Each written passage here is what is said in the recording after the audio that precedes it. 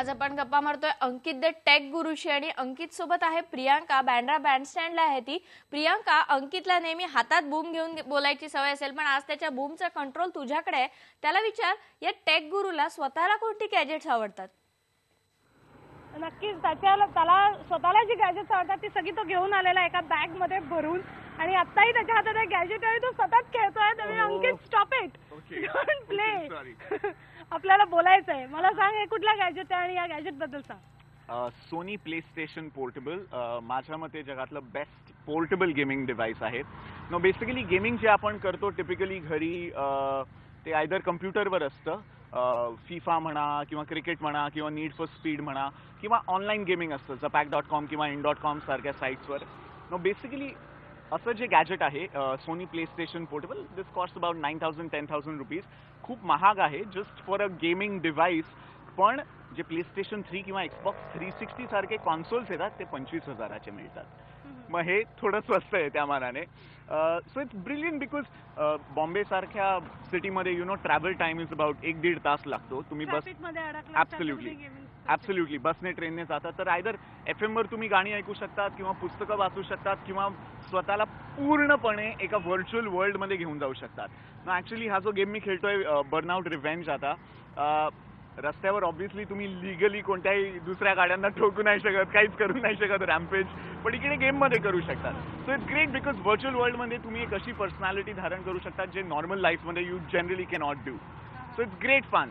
Apart from this, phone is something which pretty much keeps us busy. पण in fact being a tech guru, एक मोठा advantage हा आहे की माझ्याकडे एक सिम्पल नोकिया E51 फोन आहे जो सध्या आता घरी चार्जवर ठेवला आहे. पण ऑलमोस्ट प्रत्येक आठवड्यात 2 ते 3 नवे फोन रिव्ह्यू करायला मिळतात. ओके. Latest phones.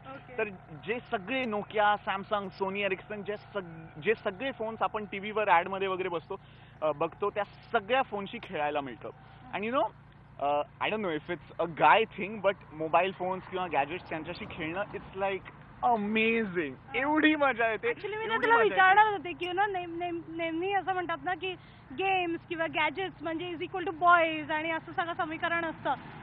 त्याच्यामुळे तुला एवढं सगळं गॅजेट्स आवडतात असं म्हणू शकतो का? आय मीन सॅटर्डे मॉर्निंग मी काही असं नाही सांगू शकत की ऑब्व्हियसली मुलींना गॅजेट जास्त आवडत नसतात, पण generally I don't know, it's the way we are brought up. लहानपणापासून जर मुलगी असली घरात तर वडील असू दे किंवा भाऊ असू दे, काही DVD प्लेअर लावायचं असेल किंवा काही इलेक्ट्रॉनिक्स रिलेटेड काम असेल तर टिपिकली आई सांगते की अरे राजा जरा करून दे, किंवा वडिलांना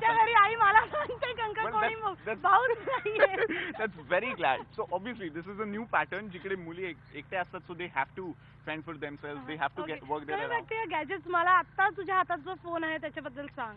ब्लॅकबेरी आहे तो. Blackberry flip. ना ऑब्व्हियसली एवढे महाग डिव्हाइसेस आम्ही स्वतः विकत नाही घेऊ शकत, म्हणून रिव्ह्यू साठी मिळतात.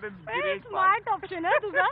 एकदम चंटोगिरी आहे, कारण का असा जॉब घेतलास तू ज्याच्यात सगळे तुला गॅजेट्स रिव्ह्यू करायला मिळतात, हाताला हात लावायला मिळतात. तर ब्लॅकबेरी फ्लिप इनफॅक्ट खूप युनिक डिव्हाइस आहे बिकॉज ब्लॅकबेरी टिपिकली तुम्हाला माहिती असेल मोठे जाडे असे डिव्हाइसेस असतात. म्हणजे जर टाईट जीन्स घातली तर जीन्समध्ये घुसणारच नाही तो फोन, एवढा जाड असतो.